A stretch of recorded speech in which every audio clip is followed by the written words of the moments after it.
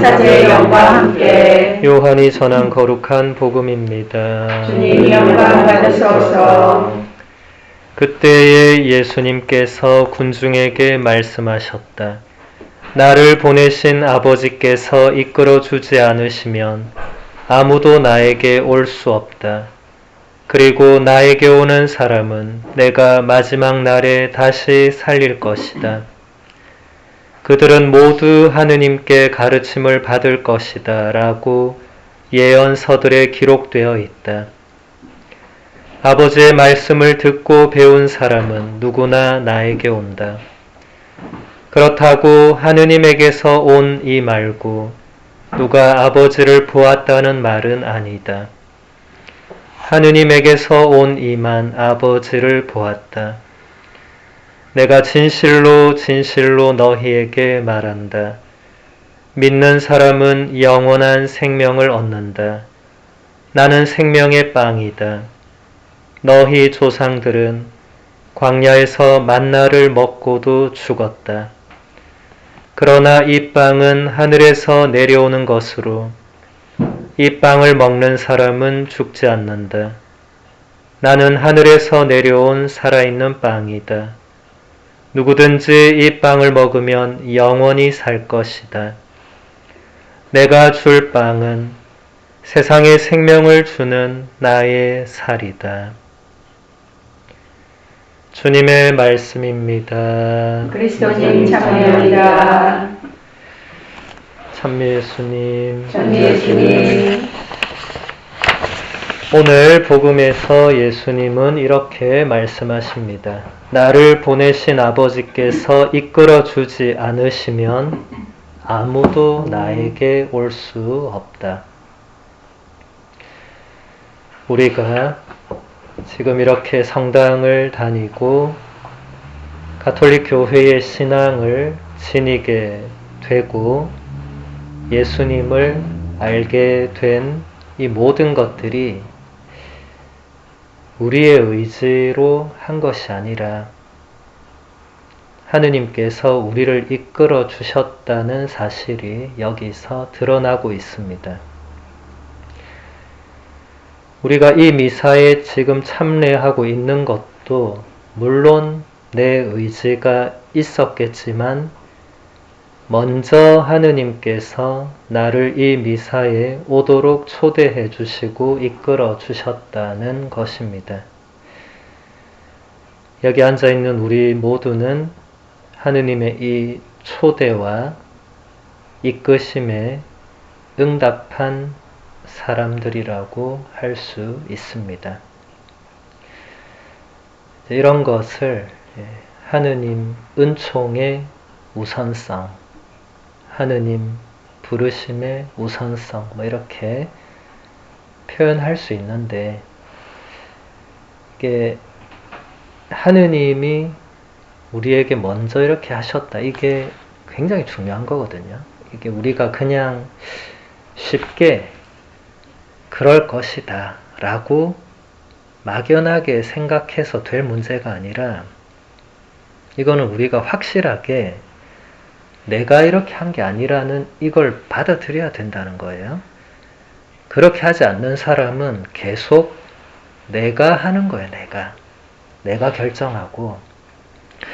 우리 신앙은 이럴 때는 수동적인 측면이 굉장히 부각됩니다. 예수님도 당신이 스스로 부활하셨다 이렇게 표현하지 않고 성경에 보면 하느님께서 예수님을 일으켜 세우셨다 이렇게 이것을 조금 전문 용어로 신적 수동태라는 표현을 씁니다. 성경 성서학에서 보면 그래서 이 신적 수동태가 성경에 많이 쓰이는데 우리에게도 이게 적용이 되면 우리도 내가 능동적으로 하는 것보다 앞서서 하느님에 의해서 내가 수동적으로 이렇게 이끌려 가는 것, 이것이 우리 신앙의 굉장히 중요한 요소가 됩니다. 우리는 하느님의 이끄심에 따라서 성당에 와서 하느님의 말씀을 듣고 하느님의 아들 예수님의 몸과 피를 받아 모시면서 그분을 알게 되고 믿게 되는 그런 여정을 걸어가고 있는 사람들입니다. 오늘 복음에서 예수님은 이런 말씀도 하십니다. 믿는 사람은 영원한 생명을 얻는다. 예수님을 믿는 사람은 영원한 생명을 얻는다고 예수님 친히 직접 말씀을 하시고 있습니다. 왜냐하면 예수님이 바로 생명의 빵이며 하늘에서 내려온 살아있는 빵이기 때문입니다. 예수님은 이 세상에 생명을 주시기 위해서 당신의 몸을 우리에게 생명의 빵으로 내어주십니다. 이 빵을 먹는 사람은 죽지 않는다고 예수님께서 분명하게 말씀을 하십니다. 우리는 매일 미사 때마다 이 생명의 빵을 우리 안에 받아 모십니다. 그래서 우리는 우리 생의 마지막 날에 예수님께서 우리를 다시 살려주실 것이라는 확신을 가지고 있습니다. 우리는 미사 때 성체를 받아 모시면서 우리의 이 확신과 믿음을 다시 한번 확인합니다. 우리는 이런 믿음을 전제로 세례성사를 받았습니다. 세례를 받음으로써 우리는 하느님을 알게 되었고 우리가 하느님의 귀한 자녀라는 사실도 알게 되었습니다. 또 하느님 아버지께서 우리를 너무나 사랑하셔서 하나뿐인 아들 예수님을 우리에게 또 이 세상에 보내주신 것도 알게 되었습니다. 그리고 이 아들 예수님께서 우리에게 영원한 생명을 주시기 위해서 당신 자신을 생명의 빵으로 우리에게 주신다는 것도 알게 되었습니다. 오늘 예수님의 말씀대로 우리가 세례를 받고 생명의 빵을 받아 모시고 제가 지금 말씀드린 그 모든 것을 알게 된 것은 하느님의 이끄심이 먼저 있었기 때문에 그렇다. 우리는 하느님의 이 이끄심에 예하고 응답한 사람들입니다. 본인이 잘 모를지라도 그렇습니다. 그래서 우리는 하느님께서 언제나 우리를 먼저 이끌어 주신다는 그 사실을 잊지 말고 그 이끄심에 감사하면서 또 응답하는 삶을 살아가도록 해야 할 것입니다.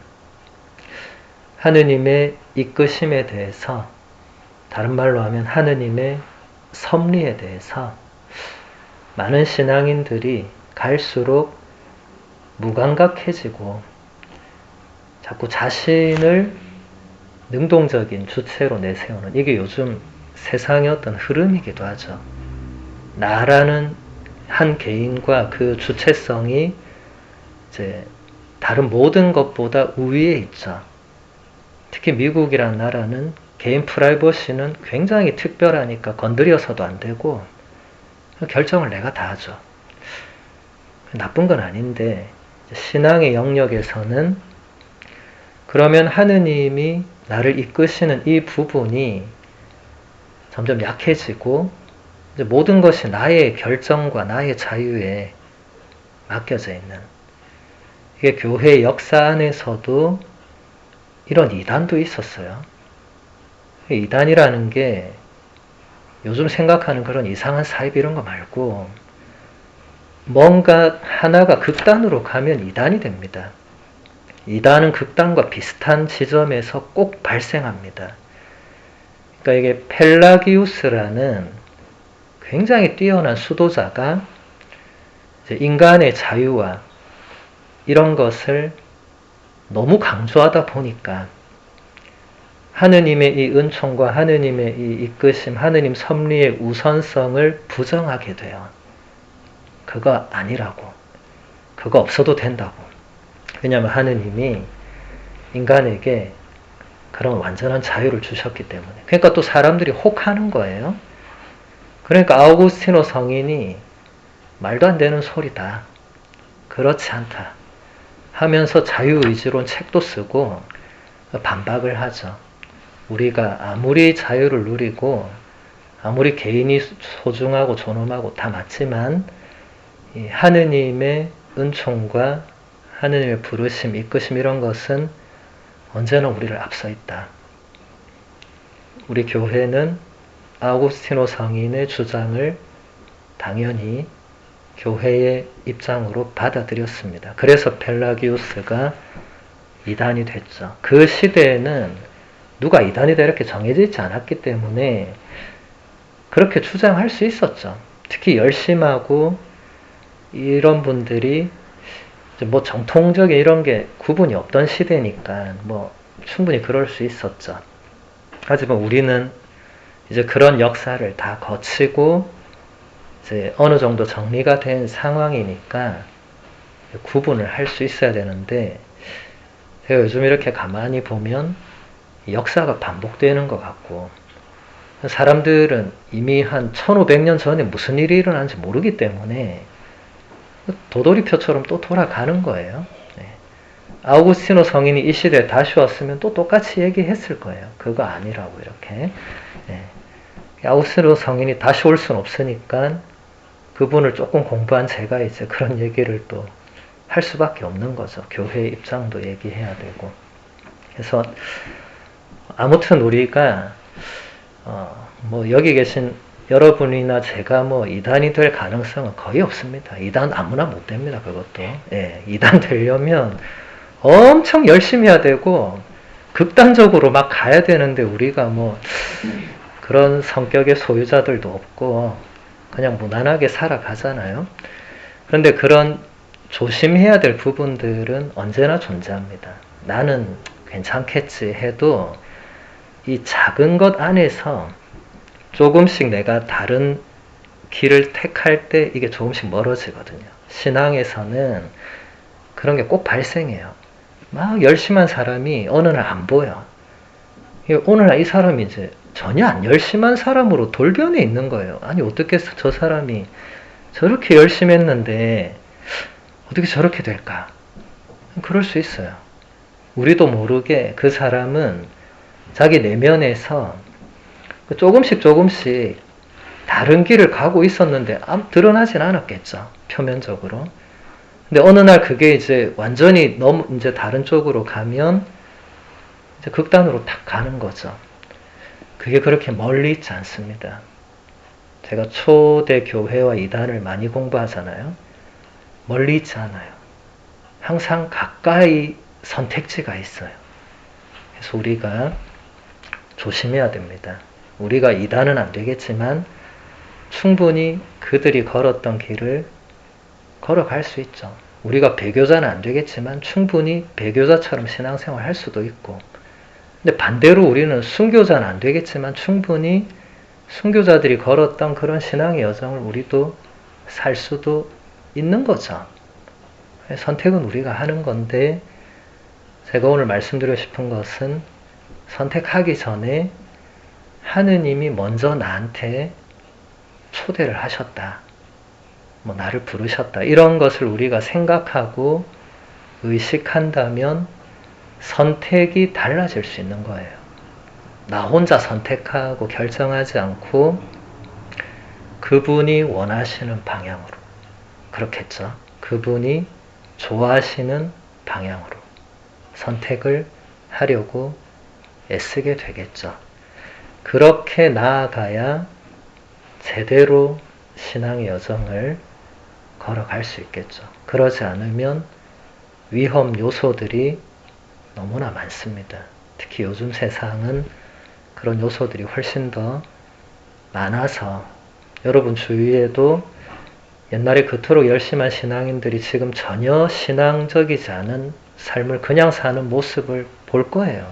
되게 놀랍지만 저 사람이 어떻게 저럴 수 있나 싶겠지만 충분히 그럴 수 있는 세상이고 그만큼 세속적인 것들이 강한 시대이기 때문에 이런 부분들이 듣기에는 지루하고 이게 참 뭐 크게 의미가 있나 싶더라도 이런 걸 의식하고 사느냐 그냥 사느냐는 점점 더 우리를 다른 모습으로 결정할 수 있다. 그런 말씀을 드리고 싶습니다.